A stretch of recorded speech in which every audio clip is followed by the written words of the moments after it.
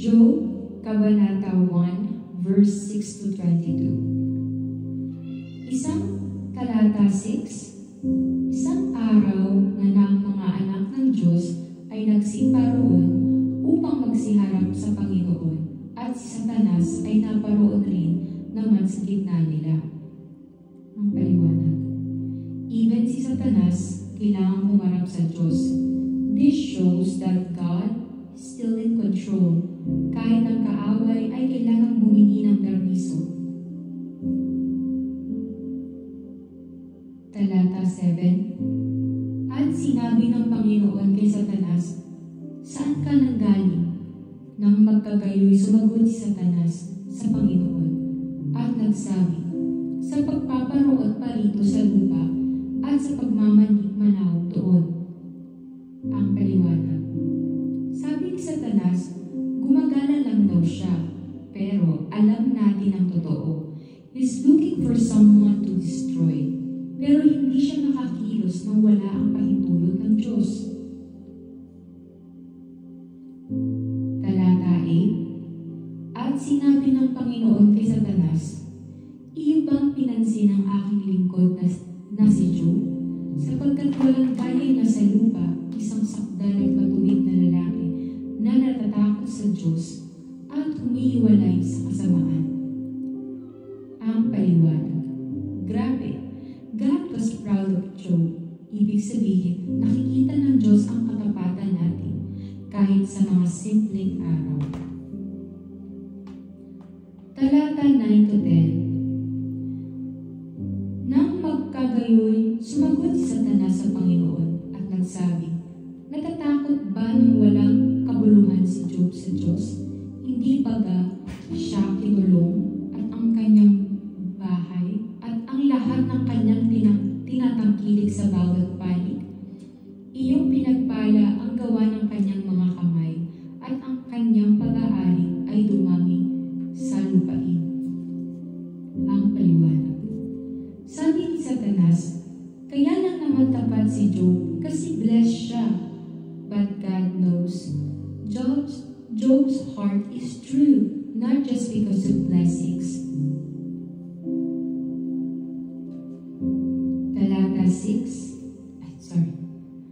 Talata 11. Ngunit iunat mo ngayon ang iyong kamay at hipuin mo ang lahat ng niyang tinatangkilik at ang kanyang susumpain ka ng harapan. Ang paliwanag. Satan, dear God, tanggalin mo lahat ng blessings niya at siguradong magsusumpa siya sa iyo. That's the real test of faith. Do we love God because of blessings or because of who He is? Talata 12. At sinabi ng Panginoon kay Satanas, "Narito ang lahat niyang tinatangkilik ay nasa iyong kapangyarihan. Lamang huwag mong pagbuhatan siya ng kamay." Sa gayoy, umalis si Satanas na mula sa harap ng Panginoon. Ang paliwanag. God allowed the test but with limits.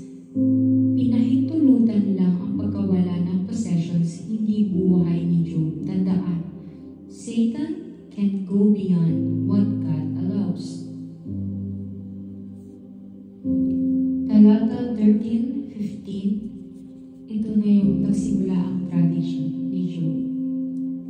Sinabi ng sugo, "Ang iyong mga baka ay nag-aararo at ang mga asno ay nangingnanain.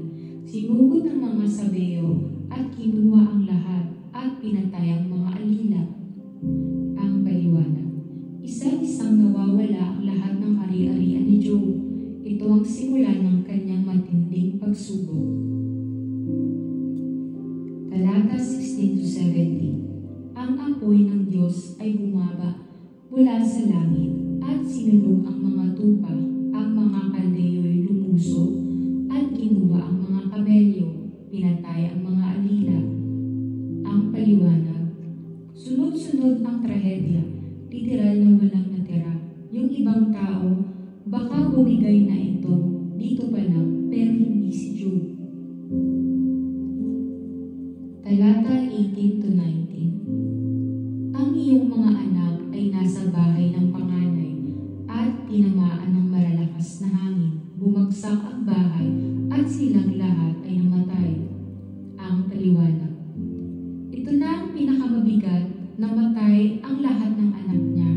Isang iglap lang. This is unimaginable grief.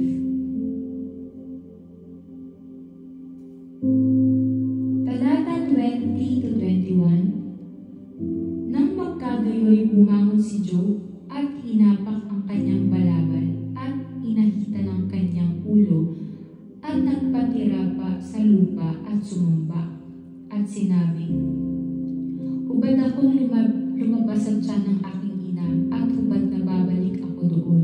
Ang Panginoon ang nagbigay at ang Panginoon ang bumawi. Purihin ang pangalan ng Panginoon. Ang paliwanag.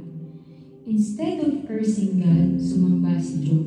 Grabe no, ang bigat ng pinagdaanan niya, pero ang response niya, purihin ang Panginoon.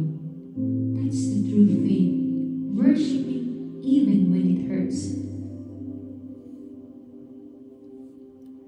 Talata 22. Sa lahat ng ito ay hindi nagkasala si Job.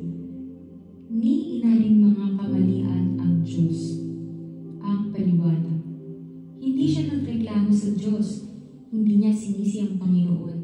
Faith like this doesn't come overnight. It's built through a deep relationship with God.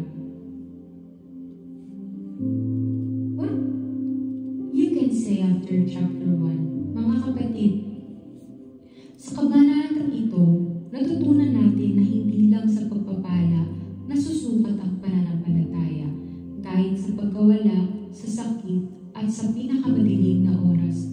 Pwede pa rin tayong magtiwala sa Diyos, just like Job, hindi siya bumitaw,